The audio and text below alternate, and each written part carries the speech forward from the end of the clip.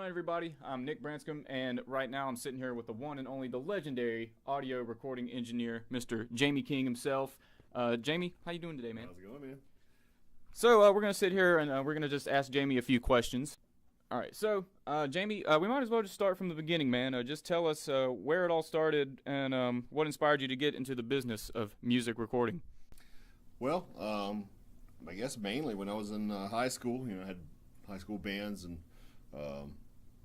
I guess it started out on 4-track. I bought a 4-track at Soundtrack Music and Key, and we just wanted to capture ideas, and I kind of noticed that I felt like I was pretty good at getting decent sound recordings, even with the little 4-track and the band practice mixer board we had. So I guess that's kind of what lit the fuse at the beginning or whatever. But it just mainly developed out of necessity.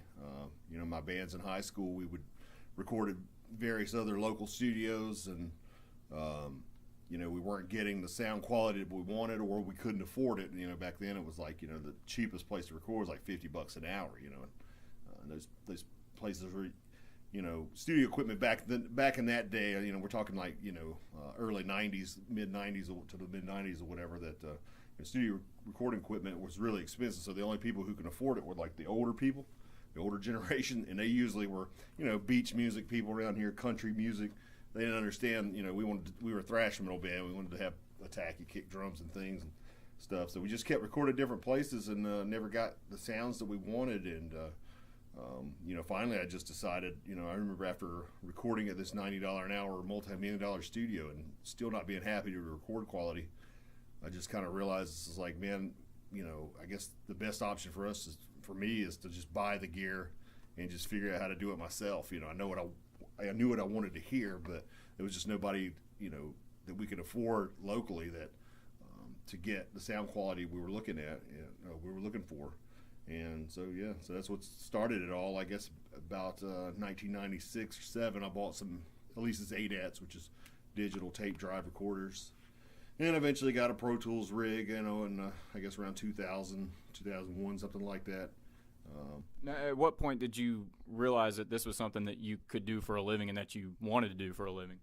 I guess it was probably about 1998 or 9 or whatever. I had bought the ADAT units I was just talking about, and I recorded my band Swift, and I recorded a few local bands. I remember Taylor, who ended up in my band. Taylor may have had a band called Viewpoint, and recorded his band in my parents' basement, and the stuff sounded decent. It was like at least had the type of tones and the overall sound and vibe that a lot of the younger bands at that time were looking for. And so basically from that, our bands were kind of popular in the area, so as other bands would hear our stuff and ask, hey, who recorded this? And they would find out I recorded it, and then they would ask me if I would record them. And I think I started like something $10 an hour, just live recordings in my parents' basement. That led me, obviously the same type of thing. I was doing live sound at the time, and I met the Between the Buried and Me guys, actually before Between the Buried and Me, when they're in various other bands. Prayer for Cleansing and Undying and stuff like that. I used to do sound for those guys.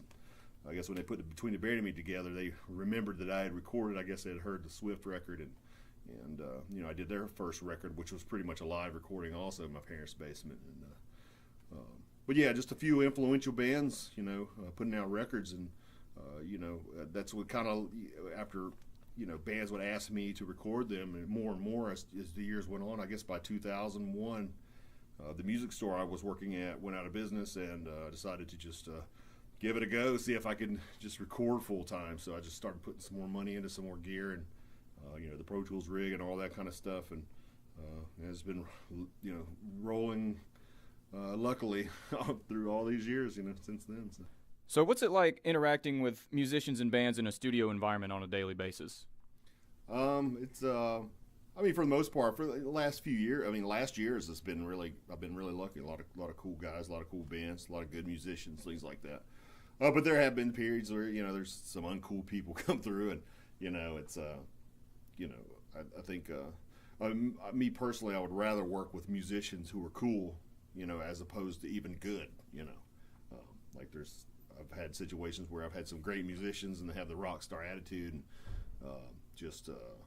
really particular about what they want, and basically just creating stress for me. You know what I'm saying? So that's always a negative thing.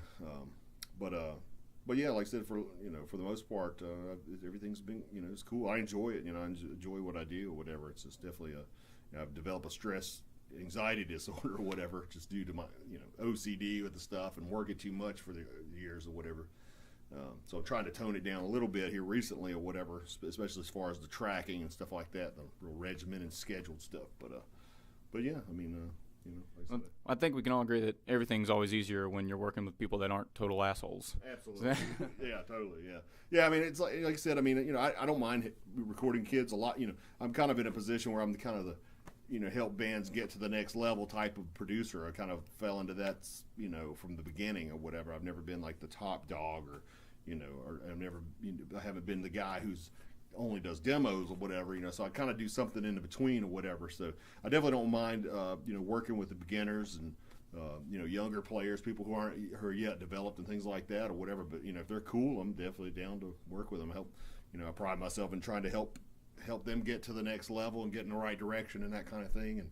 And then, obviously I work with a few, established master musician bands. I'm lucky enough to have a few of those, and those strangely, like I said, the best bands I've worked with happen to be some of the coolest guys also. So I got lucky in that regard. But yeah, so it's it hasn't been bad or whatever. Like I said, there's a few stories or whatever I won't tell, for some bands in the past or whatever. But yeah, all in all, it's been a good ride.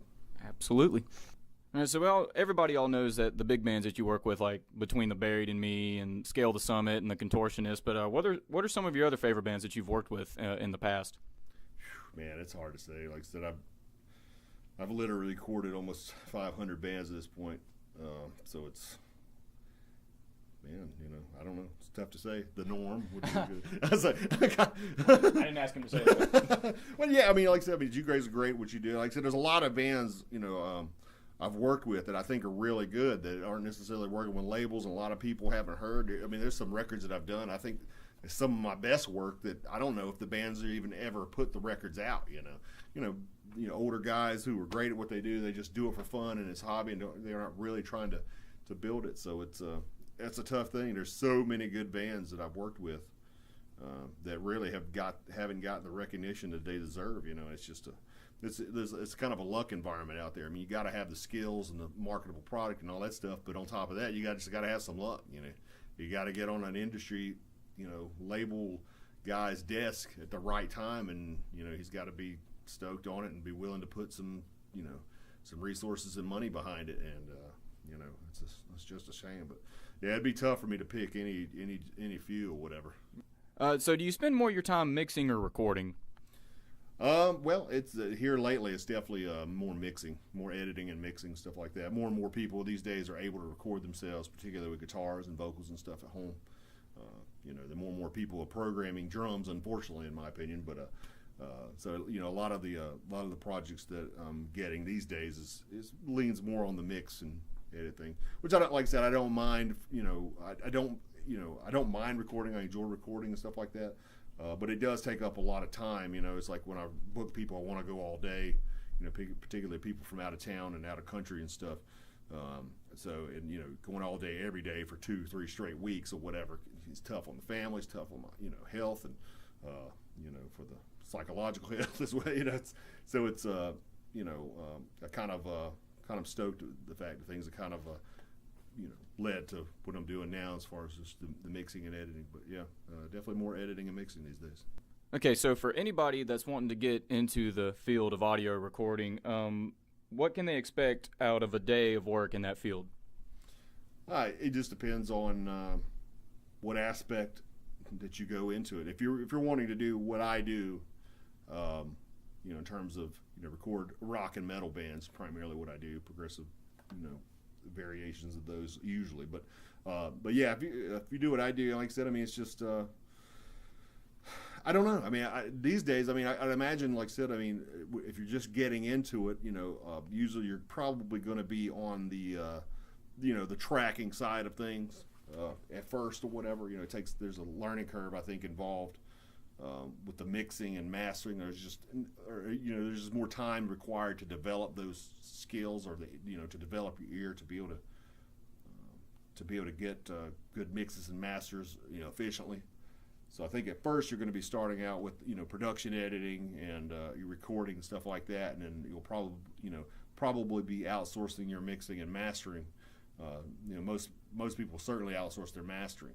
But yeah, I mean, it just depends on if you do what I do, it's just you just on drum days you track the drums, on guitar days you track guitars, on vocal days you track vocals, and in between that, usually, there's with full production work, there's a significant amount of time that goes into drum production, guitar production, vocal production, things like that. Almost as much, if not more, work goes into the actual clickety-clack editing stuff as actual recording these days, in terms of creating an industry spec product. Something that holds up to the other produced product out there. So. But yeah, so I mean that's pretty much it. I mean, like I said, most of my days are just is in editing and mixing and stuff like that now. So it's just a bunch of clickety clack on my Mac. Cool. So we're gonna move on from the audio recording aspect of things and talk about you as a musician for a second. For those that don't know, Jamie is also a great drummer, and I wanted to ask him, what age did you start taking up drums, and what got you interested in it? I don't know, I'm too much of a great drummer these days, but yeah, that's the first thing that got me into music, obviously. I remember watching my dad and uncle jam together when I was 4 years old or something, 4 or 5, something like that. And, my uncle played drums and my dad played guitar a little bit. It was classic rock stuff in our living room. And the story is, like I said, I got behind a kit and was able to play a full 4 type drum beat with my dad, at 4 years old or whatever it was. And my mom has this little tape recording of it. They were kind of blown away, and so they bought me a little kit or whatever, and I just kind of beat around on it when I was a kid. And then I think when I was 11 or 12, I remembered, started getting into music, listening to Motley Crue and bands like that, and I started getting into music more as I got older. And I remembered, hey, I thought I could play drums a little bit, so I was I asked for a drum set for Christmas, and then I kind of started practicing some drums and things. And by the time I was 13, I was pretty serious about wanting to be a drummer in a band, and hooked up with Mike, who ended up being the guitar player in my band, Swift, and he and I started jamming together. He was, I think I was 13, he was 15 or something like that. And but yeah, the rest is history, really. Like I said, my goal at that time, up until about 2001, was to be a drummer in a band. And my band Swift almost had a record deal with MCA, but then the 9/11 thing happened, and it kind of pulled the rug out from under us as far as the record deal, just due to the economy and stuff like that. The economy dropped, was in bad shape after 9/11, so the record label couldn't invest, and then that's kind of when I mentally started switching gears. Recording was kind of I'll do this on the side until my band makes it and I make a living playing drums. And then it turned to, okay, I'm going to do the band for fun and do the recording for a living, because that's more of a, guaranteed opportunity for me to make money or whatever. So, and then pretty much, I kind of I've fallen off playing drums or whatever. I haven't really seriously played drums for, over a decade or whatever. I'll play here and there and stuff like that. But who were some drummers that influenced you when you first started? I mean, of course, a lot of people might laugh at this, but definitely Lars, boom smack drum beats or whatever. But he was definitely an influence to me. Tommy Lee, and then of course I started getting into more progressive stuff with, I loved Nick Menza and Megadeth and Rust in Peace era and stuff, whatever, and Vinnie Paul from Pantera. More of the the groove-oriented thrash drummers. That was kind of what I was always into, But I started getting into, my drum instructor, Mitch Hull or whatever. I signed up with lessons for him when I was probably 15 or so, and started getting into more, solo-style drummers, stuff like that. I love Dave Weckles playing, whatever, from Chick Corea. Started studying Terry Bozzio getting into the ostinatas and crazy stuff like that, for a while. And but I would say probably musically, probably just the the boom smack power thrash drummer type stuff or whatever were the guys that influenced me the most. And Mike Portnoy from Dream Theater was an early one too. Swift now, we're going to talk about that band for a second. We understand that y'all have just released a new single called Goliath, which is really awesome. You need to go check it out. And the album is out as well. It's called The Worst of All Things Possible. Can you tell us a little bit about some upcoming tour dates or show dates or anything like that? Nothing set in stone right now. Like I said, we're coming up. It would technically be our 20th anniversary this year. I guess we got together in 1998 in the I think late summer, something like that, June 1998. So we want to do a 20th anniversary later this year, and we'll probably do the show at, obviously what used to be called Ziggy's. I guess it's called Ramcat now or whatever it is. But I guess we'll try to do a show there. We'll probably do a tavern show. And there's been talks of doing shows in New York. Half the band's up in New York right now, and maybe do some shows up there and some of the other markets, maybe down in Florida with the School for Hero guys. That would be awesome. And some of the places where we had some fans and stuff, but yeah, no touring, so to speak. I wouldn't say Billy just had a kid. I've got my kid, and everybody's busy with their jobs. Taylor's doing he'll have his doctorate degree here pretty soon or whatever, so I'm sure he'll be busy with his nano research and work and stuff. So. But yeah, we do plan on doing some stuff or whatever, and it should be fun. It'll be good exercise. Awesome. Swift, awesome band. Go check them out. What advice can you give up-and-coming and aspiring recording artists as well as musicians? Don't do it. Go to school and get yourself a real job. No, like I said, but there's some truth to that. Like I said, I say do it. Like I said, it's fun. To do what I do and to be a musician, there's enjoyment to be had or whatever. But it's a difficult market. What I'm saying? I got lucky. A lot of people ask me that because I've done some, educational type things online and things, and as far as recording. But I got lucky. I had a few bands. Swift became a little bit popular locally, who influenced, and then obviously Between the Buried and Me is influenced, and now Contortionist was influenced by Between the Buried and Me. And it's like, I got lucky, and a lot of engineers that some are as good, if not better, than I am as far as engineering recording, and they can't get their services off the ground. There's so many people doing this job now that it's just really hard to stand out, even for doing quality work. And it's just a matter of getting lucky and working with a band. It becomes popular and influential. Same thing with kind of being in a band. Like I said, you can be in a band, have a great product, marketable, but then you have to first get somebody who has the infrastructure and finances to let the world know you exist. You have to get their attention. You get them to put some time and money behind you, and then you got to hope to catch fire with the public. And it's sometimes I've seen bands who have it all or whatever, and they just don't get the lucky break. There's not that one tour or that that one single that just breaks it open for them and stuff. So it's you're talking about a lottery win scenario with recording audio and with recording having a band doing rock and metal music. There's lottery odds in terms of like becoming successful. But having said that, it's a good, healthy hobby. And I think so as far as creative, there's therapeutic reasons to do metal and rock. If you love it, it's an outlet for your creativity, an outlet for oftentimes aggression or just various emotions and things like that. So I think it can be a positive thing. So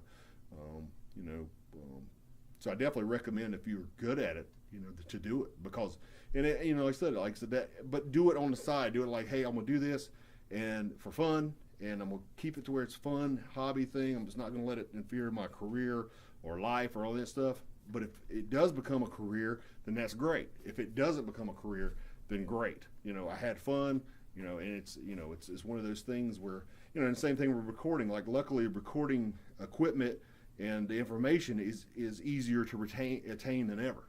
It's not going to break the bank. You can learn on your own time for free. You don't have to go to a crazy school and spend $70,000 to get some degree to do this. So like I said, I definitely think you should do it, but I think you should do it with the notion that I'm probably going to have to do something else to earn a living.